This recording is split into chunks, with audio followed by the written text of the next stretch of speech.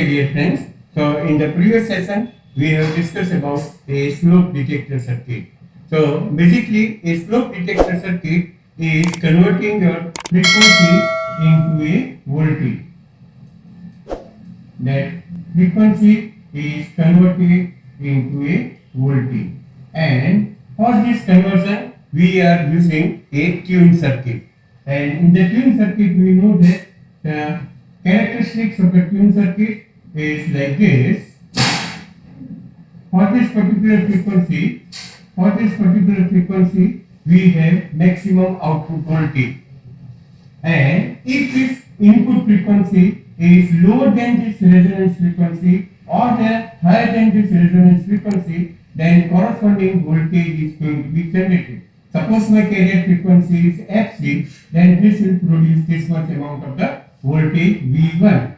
Correct? If the frequency is higher than the carrier frequency, then it will produce the voltage V2. Here, if it is a less than the carrier frequency, produce the voltage V3. So here you can see that as the frequency is changing, the output voltage is also changing. But if you look at this characteristic curve, that here this curve is a non-linear.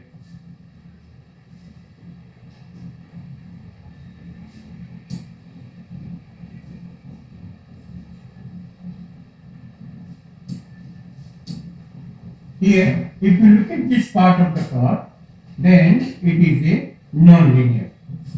So, due to this, what will happen?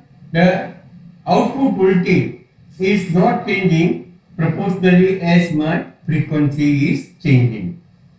So, here, if you apply the frequency modulated wave, you will get the change in the output voltage, but that will be a distorted, and because we have a non-linear characteristics. So that is the disadvantage of a slope detector.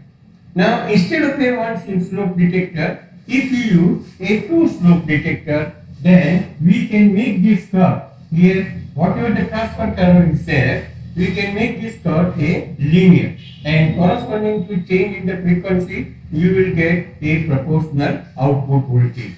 So if you look at this circuit diagram,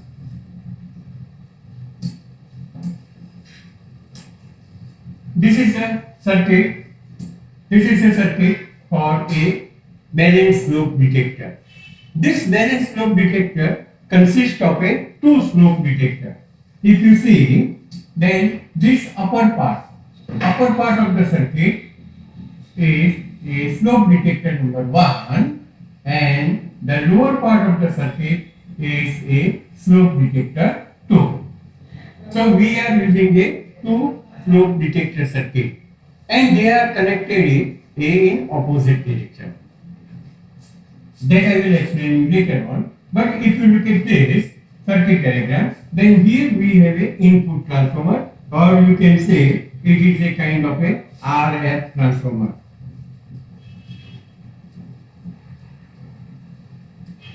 So in the primary, we are applying a frequency modulated wave. But here if you see the circuit, in the primary there is a one tune circuit is there. There is a parallel combination of a inductor and the capacitor. Here you can say this is a L1 and this is a C1. So this is a kind of a tune circuit. The primary of the transformer is tuned to the carrier frequency Fc. Remember. Then here we have used a center tap transformer. So in the center tap transformer, there are two parts: upper part of the transformer and the lower part of the transformer. So in upper part of the transformer, one more tune circuit is there. Here you can say this is your L2 and C2 is there. In the lower part, again one more tune circuit is there. This is my L3 and C3 is there. Now both the tune circuit is tuned at a different frequency. Here, in the upper part of the transformer, whatever the tuning frequency is there, this tuning frequency will be a Fc plus delta F. Means the upper part of the transformer is tuned higher than the carrier frequency.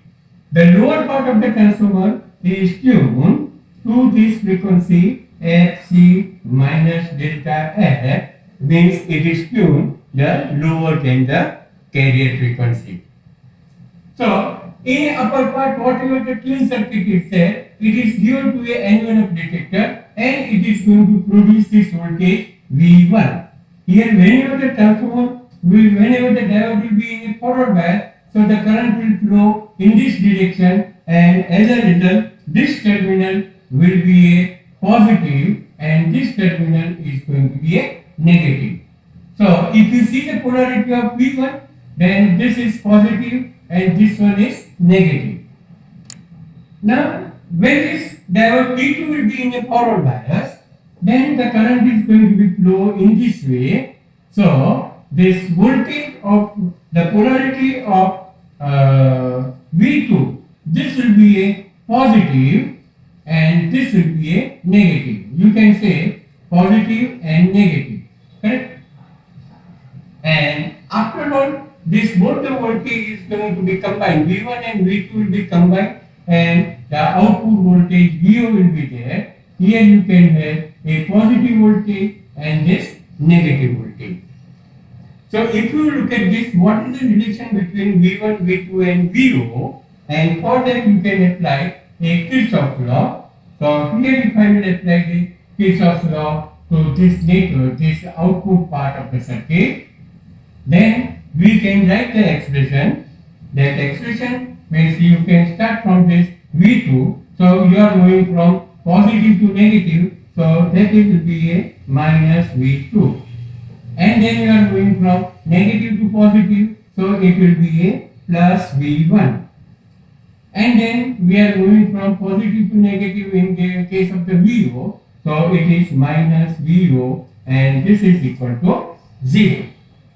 So we can write that the output voltage is equal to V1 minus V2. This is the output voltage of your detector circuit, difference of these two voltage or the difference of these two slope detector circuit. Correct? So if it is clear, then it is easy to understand how this output voltage is going to be changed with the frequency. Now try to understand. Here we have a two resonance circuit in a secondary. So if we see the characteristics of these two resonance circuit, if I will draw, then it will be like this.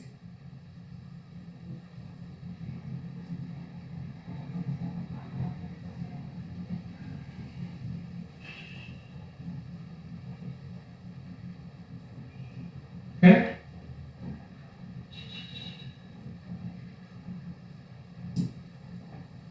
Here you can have a frequency F and you can have a output voltage of your tank circuit. Correct? So now I already mentioned that the upper part of the frequency, upper part of the transformer is tuned for the Fc plus delta F, and this one is the Fc minus delta F. So both the resonance frequency is different. And here in the center we can consider our carrier frequency Fc. Then let us say here we have a Fc plus delta F, and on other part this one is Fc minus delta F. So if we see the resonance characteristics of the Fc plus delta F tuned circuit, then it will be like this.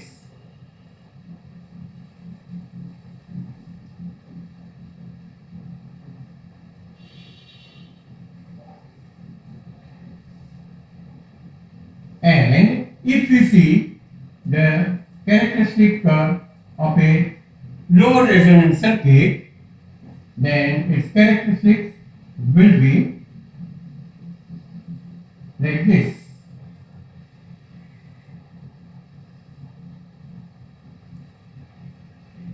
Correct?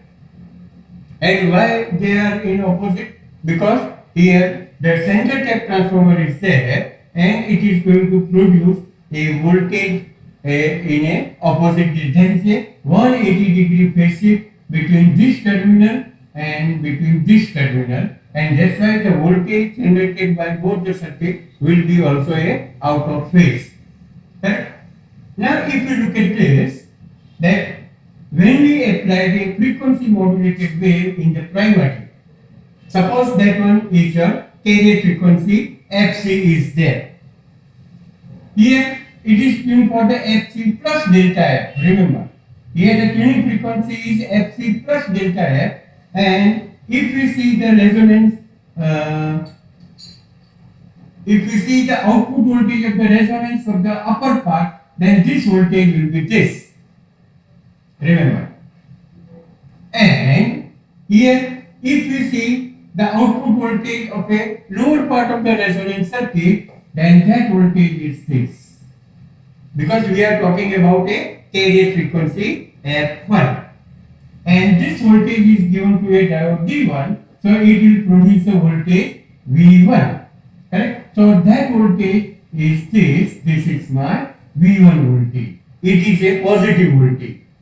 And the V2 voltage produced by the diode D2, and it is going to be a negative voltage. This is a minus V2. So when we apply my frequency, input frequency F is equal to a Fc, then the V1 will be equal to V2. You can say the output voltage is 0. Because what is the output voltage? It is V1 minus V2. So when the carrier frequency will be applied, then the output voltage is going to be 0. And that's what I want. That's what we want. Remember? Okay. Now suppose here the input frequency is Fc plus delta F. Fc plus delta F will be there. Then naturally in a upper part of the transformer, the more voltage will be there, and the lower part of the tank circuit output voltage will be small, very small, because that frequency is very far away from this resonance frequency. So when we apply Fc plus delta F, then the voltage produced here will be large, and as a result the V1 voltage will be more. But the same frequency produces less voltage in a lower part of the transformer, so the V2 voltage will be very small. And if you look at this in a transfer curve, then the V1 voltage will be here. In the upper part, the input frequency is Fc plus delta F, so it will produce this much voltage. Correct? Or you can say it is going to produce this much amount of the voltage. But for the lower tuned circuit, this frequency is very far away from this resonance frequency.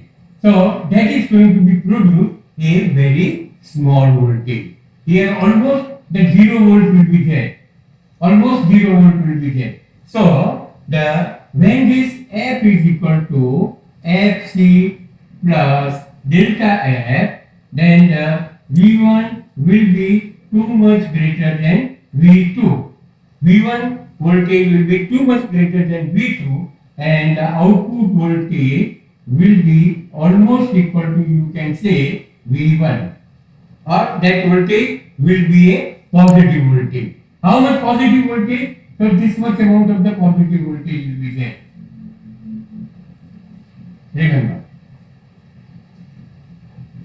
Because the voltage produced by this lower tank circuit is almost a negligible. How much it will be there? It will be a very, very small. You can see Fc plus delta F here. It is there. So for this resonance circuit, this voltage is very small, and if you take the difference of this, it will be small, and almost it will be equal to a V1. Then here if we apply a Fc minus delta F, means lower than the carrier frequency, then naturally the voltage produced in this tank circuit will be a large. This tank circuit will be a large because that frequency and the resonance frequency is going to be matched. So here in the resonance curve, if you see the voltage produced by this low tank circuit will be this much. But in upper part of the transformer, the resonance frequency is very far away from Fc minus delta F. Fc minus delta F. So that voltage will be a very small. Here if you look at this, then we have a voltage V2 will be present here, but the voltage produced by this is almost negligible. See, this point is here, this point will be there, and this voltage will be very small. So in that case, we can say when this F is equal to Fc minus delta F, our V1 voltage, or we can say the V2 voltage is greater than a V1, and that will be a negative voltage. So the output voltage will be almost equal to A minus V2. It is going to produce a minus V2 voltage. Correct? So here we have considered a three different frequency, and for three different frequency, the output voltage is here, here, and here. Now in between you can apply any frequency. Then what is the variation in the output voltage? That you can see that here if I will draw a line joining between all these points,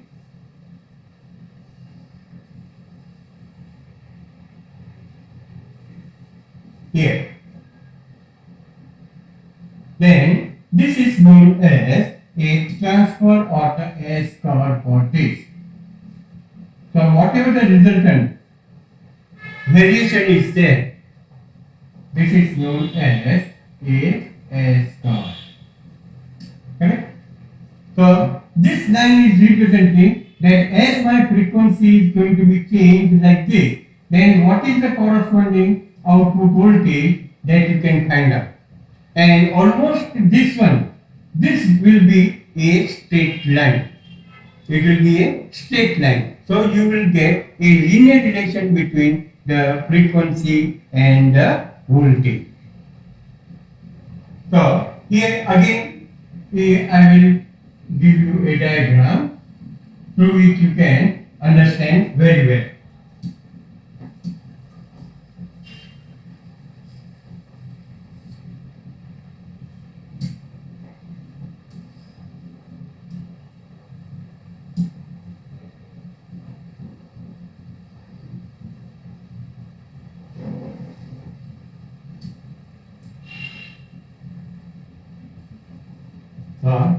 Try to understand this diagram.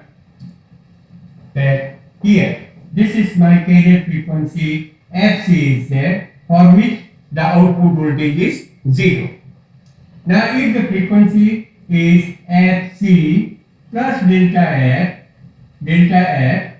then the output voltage is maximum. When this input frequency is Fc minus delta F, then the output voltage is going to be a negative. Joining these 3 points, you will get almost a straight line. Here I already mentioned when the F is equal to Fc, then the output voltage will be 0. When this frequency is higher than this, then the output voltage will be a positive because the V1 is greater than V2. In this case, the V1 is greater than V2, so the VO will be positive. If the frequency is less than the carrier frequency, then the V1 is less than V2 and the output voltage is going to be a negative. And this curve is known as a S curve. Now, here, suppose we apply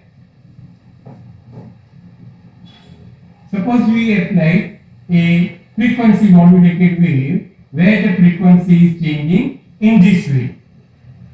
Correct? Then if you see what is the corresponding output voltage, then you can find out from this that this variation in the output voltage will be like this. Correct? So the frequency is converted into a voltage and there is a linear relation between both the things. So what is a useful range? Here in this diagram you can see that this part, correct, that this part of the curve is a non-linear, this part of the curve is also a non-linear. But if we use this part of this curve, then it is a almost a linear. So that is known as a useful range. That is known as the useful range of the detector circuit, and it is a linear one. But if the frequency will change beyond this fc minus delta f and fc plus delta f, then again you will get a non-linear. But this useful range is double than the slope detector. In slope detector, its useful range was the half of this. Here we have used two slope detector. That's why the useful range is almost a double. Okay? So in the output, you will get here the output of the discriminator circuit itself. It will be a modulating signal. This is your information signal corresponding to a frequency modulated wave. Now, what is the disadvantage? Disadvantage is that here we have three different tune circuits, and all these tune frequencies are very close to each other. If I will take an example, suppose my carrier frequency is a 100 megahertz, then this will be fc plus delta f will be a 100.1 megahertz, because if I will take a deviation of a 100 kilohertz, then it is a 100.1 megahertz. Then this has to be tuned for 99.9 megahertz. Remember. So all these three frequencies are very near to each other. So in this case, it is very difficult to achieve the tuning properly. Remember. So here, instead of 100, if this will be tuned for 100.001, and if it will be this 100.1, instead of that, if it will be tuned for a 100.12, then if it will not be exactly tuned, then you will get a, so in that case, your useful range will be a different, and maybe it will generate a distorted signal. So only thing is that here it is difficult to tune the circuit because the three tank circuit is there and the frequency are very close to each other. So in the next lecture, we will see another frequency discriminator circuit which is known as a Foster-Seeley discriminator, where here whatever the tuning difficulty is there, this tuning difficulty is going to be removed in the Foster-Seeley discriminator. That we will discuss in the next lecture.